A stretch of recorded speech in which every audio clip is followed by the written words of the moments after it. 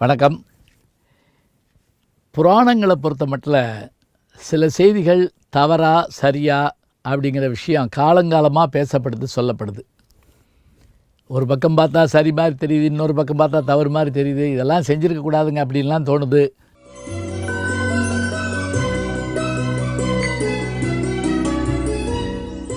எப்படியாக இருந்தாலும் இவர்களைப் போல் இருக்க வேண்டும் என்று நினைப்பதற்காகத்தான் புராண இலக்கிய பாத்திரங்கள் இருக்கின்றன. ராமராஜ்யம் உருவாக வேண்டும் என்று நினைத்தார் காந்தியடிகள். ஆனால் அவர் அதிகமாக படித்தது பகவத்கீதை. பாருங்க, ராமராஜ்யம் உருவாக வேண்டும் என்று நினைக்கிறார், ஆனால் கண்ணன் கூறிய அறவுரைகள் கொண்ட பகவத்கீதையை படிக்கிறார். இது ரெண்டும் நமக்கு ஒரு வித்தியாசமாக தெரியுது.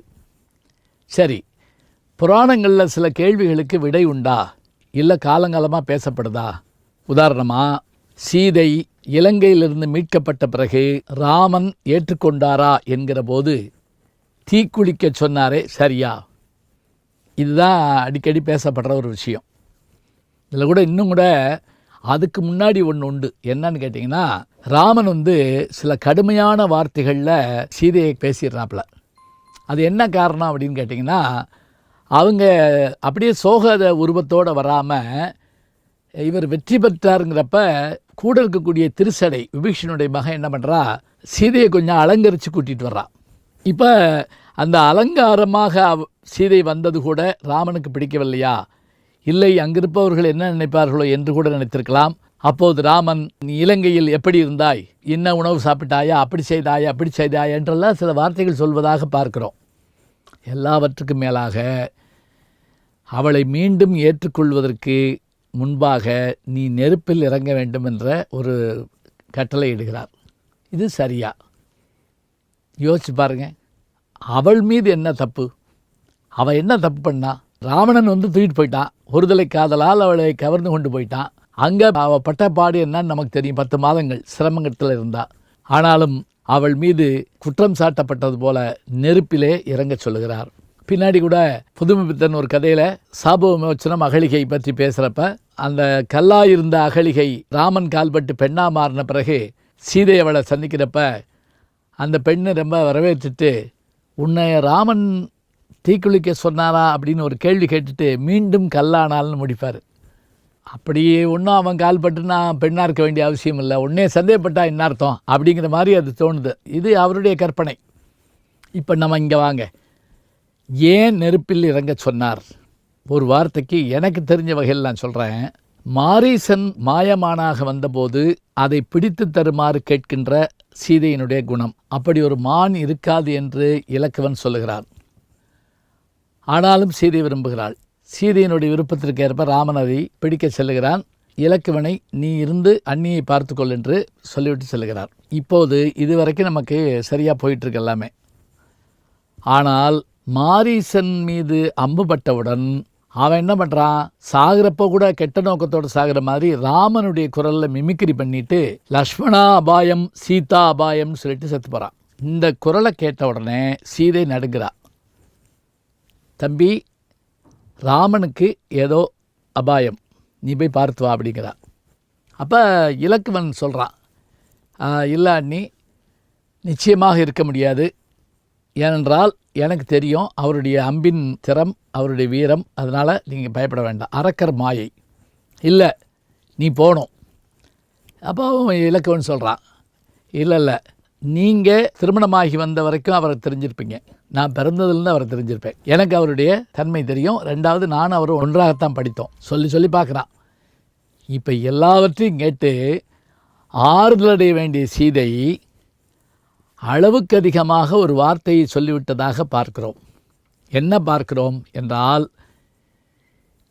நீ ஏன் இங்கே நிற்கிறேன்னு எனக்கு தெரியுது அப்படின்னு ஒரு வார்த்தையை அவள் பயன்படுத்துகிறாள். அதாவது இலக்குவன் மீது அவளுக்கு ஒரு ஐயம் ஏற்படுவதை போன்ற ஒரு வார்த்தை. இதுக்கு முதல்ல ஒரு சின்ன ஃப்ளாஷ்பேக் பார்க்கணும். ராவணன் தூக்கிட்டு வர்ற போது இவருடைய நகைகளெல்லாம் குரங்குகள் எடுத்து வச்சிருக்குது. அதை சுக்ரீவனும் அனுமனும் கொடுத்த போது இது சீதையினுடைய நகையா பாருங்கன்னு சொன்ன போது ராமன் மன வருத்தப்பட்டு, இலக்குவா நீ பார் என்று சொல்ல, அவன் அந்த நகைகள் எல்லாம் எடுத்து காதணியை தனியாக வைக்கிறான், கையணியை தனியாக வைக்கிறான். ஏன்னா அவன் சொல்கிறான், அது தெரியல அவனுக்கு. ஆனால் காலில் இருந்த அணியை பார்த்த உடனே இது என்னுடைய அண்ணியினுடைய அணிதான் என்கின்றார். ஏனென்றால் அவருடைய பாதத்தை தவிர அவன் நிமிர்ந்து கூட பார்க்காத உத்தம குணமுள்ளவன்.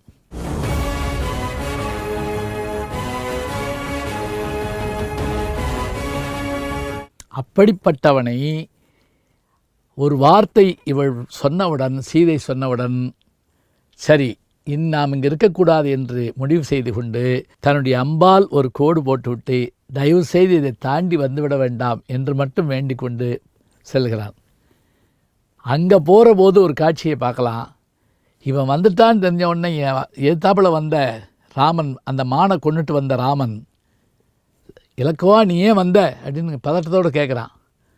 அப்போ இலக்குவன் பதில் சொல்லலைங்க. பதில் சொல்லாமல் தலை குனிஞ்சு நிற்கிறான். என்ன அர்த்தம் தெரியுமா? தன் அண்ணி தன்னை நோக்கி கேட்ட கேள்வியை கூட திரும்பி அவனால் என்ன பண்ண முடியல, சொல்ல முடியல அண்ணன்ட்ட. இப்போ ராமனுடைய மனது தெரிந்து கொண்டது. இந்த அப்பாவி காயப்படுத்தப்பட்டிருக்கிறான்.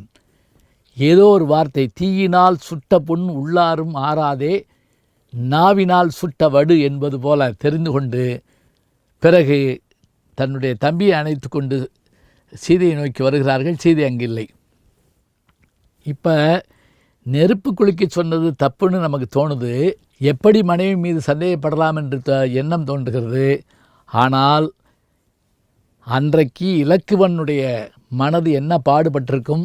இந்த நெருப்பு உன் உடம்பைத்தான் சுடும், ஆனால் நீ சொன்ன வார்த்தை இந்த அப்பாவினுடைய மனதிலே ஆறாத வடுவாக சுற்றிருக்குமே என்று ராமன் நினைத்திருக்க வேண்டும். அது மட்டுமல்லாமல் நெருப்பு எல்லா பொருளையும் சுத்தப்படுத்தும் என்பதால் உலகம் ஏற்றுக்கொள்ள வேண்டும் என்கின்ற ஒரு நிலைக்கு அவன் அந்த முடிவுக்கு வந்திருக்க வேண்டும். உலகம் என்ன சொல்வது, என் மனைவியை நான் என்றெல்லாம் கூட சொன்னாலும் கூட பிறகு அந்த பழி வந்துவிடக்கூடாது என்பதற்காக அதை செய்திருக்கலாம். இது நாம் புராணத்தில் பார்க்குறோம்.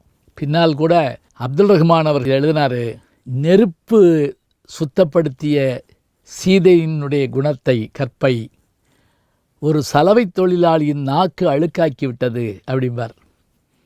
எந்த இடத்துல பின்னாடி மீண்டும் காட்டுக்கு அனுப்பப்படுற காட்சி ஒன்று வரும்.